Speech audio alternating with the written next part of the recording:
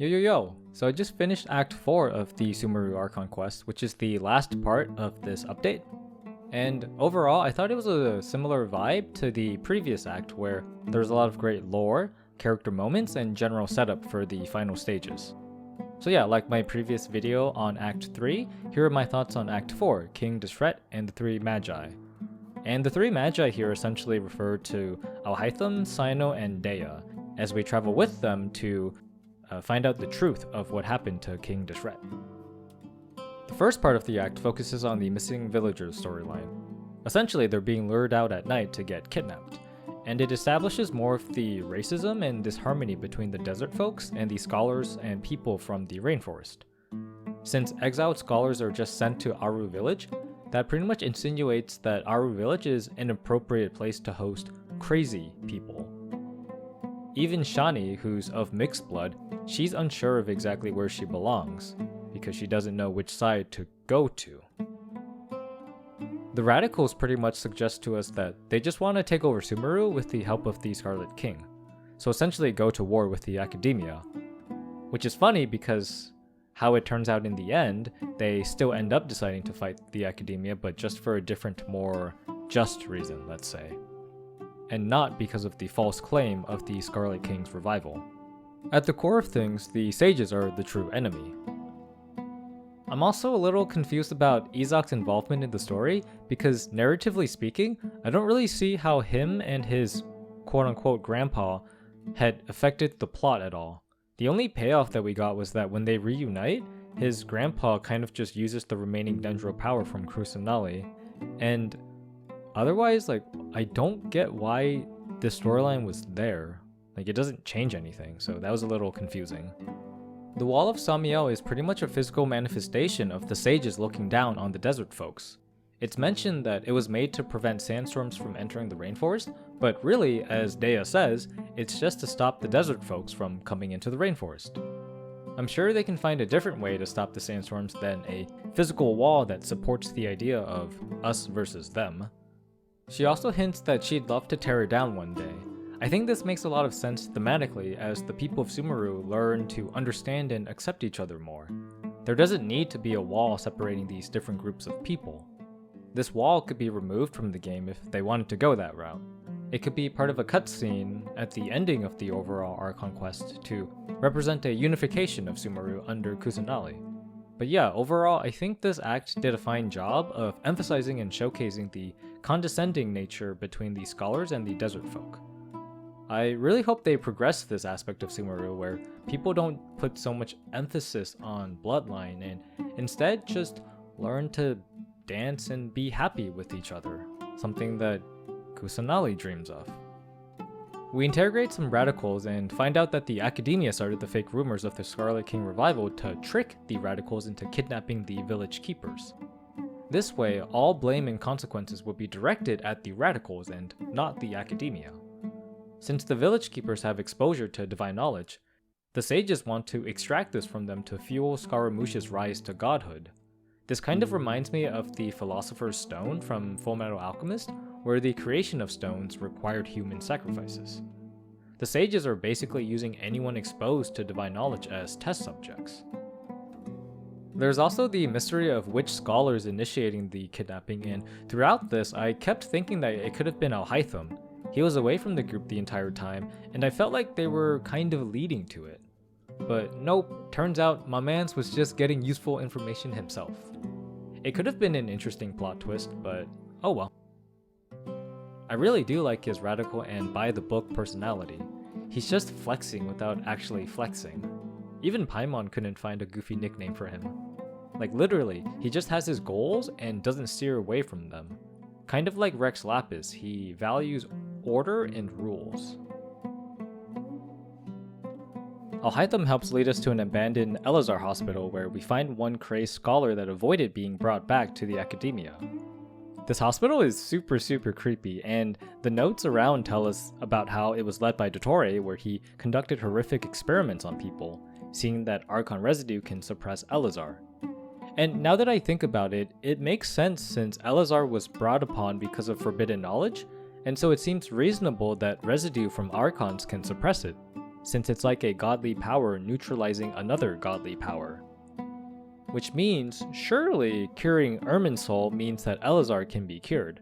Eleazar was brought about because of forbidden knowledge, so I would think that removing forbidden knowledge, in other words, removing Irminsul in some way, should be a factor in getting rid of Eleazar. We eventually confront Rahman, who leads a group of Eremites and was responsible for taking the village keepers, and soon end up in the ruins of the Scarlet King, where we see a flashback of what happened all those years ago.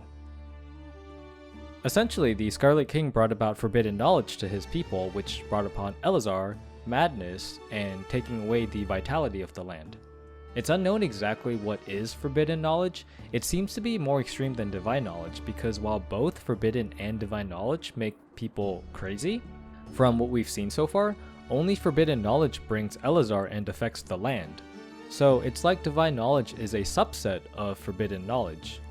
Forbidden knowledge is definitely related to Celestia and above, so I think we'll just have to wait to learn more about it. To help the Scarlet King's people, Rukkhadevata used much of her powers to ease the effects, which was a temporary fix, because as long as forbidden knowledge was present, people would keep getting affected. And so the Scarlet King sacrificed his own life to get rid of the forbidden knowledge, and Rukkhadevata exhausted herself to help him, turning herself into a child.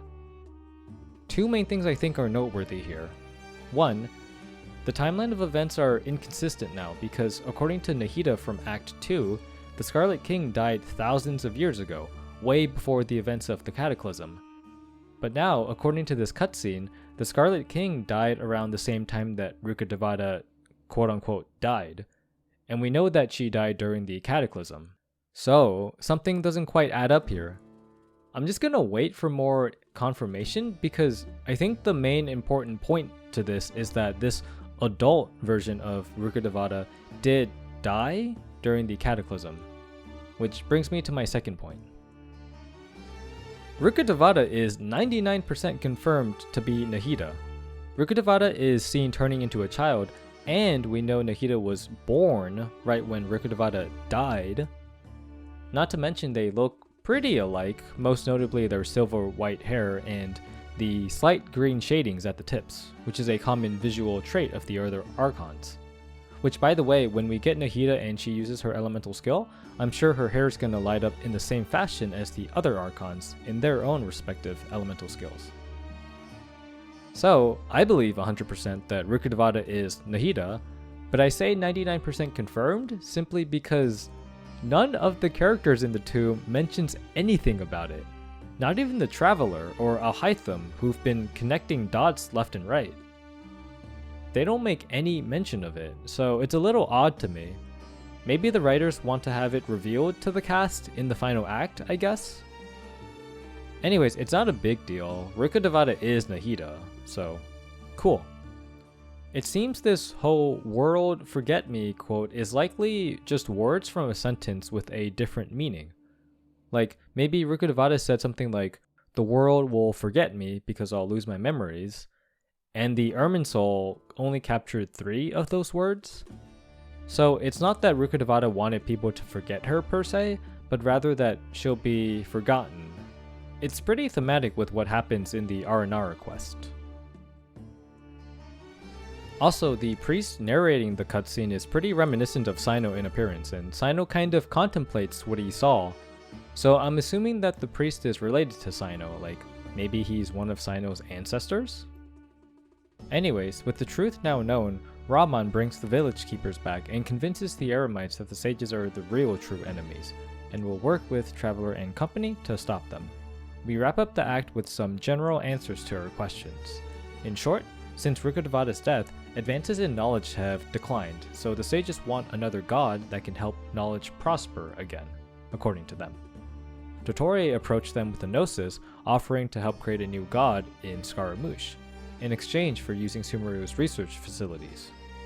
The sages started the Samsara Dream Harvest to capture knowledge to give to Scaramouche, and using extracting knowledge from village keepers because they've been exposed to divine knowledge. The sages are consumed by their greed for knowledge, and we conclude the act by brainstorming how to combat the sages and rescue Nahida, the true god of Sumeru. Crush the sages and rescue our god. That is our ultimate goal. So I think we've basically set up everything we need for the climax of the Archon quest, where we're likely going to be confronting the sages, Scaramouche, and Dottore. I wonder if Dottore offered the Electro-Gnosis to the sages, because that would mean this Dottore segment is in cahoots with Scaramouche, which means they're operating behind the Harbinger's back. Something interesting that I read is that Dottore only hired Eremites to ambush us, instead of Fatui, so that supports the claim that Dottore doesn't want the Fatui to be involved, nor aware of what he and Scaramouche are doing. I liked how each of the characters alhaitham, cyno, and dehya were portrayed. Each of them got really cool moments, and especially the voice acting sold me on a lot of their traits and personalities. Candace as well, so I wish we got to see more of her, but it seems like she'll likely be staying in Aru village. I hope we get at least 2 more acts to finish Sumeru's Archon quest, but I can understand if they fit the confrontations and resolution in 1 more act in 3.2. Anyways, the story has been pretty well built up for Genshin standards, and I'm really looking forward to seeing how Sumeru's Archon quest concludes in version 3.2. So yeah, as always, thank you for watching this video, and I'll catch you all in the next one. Later!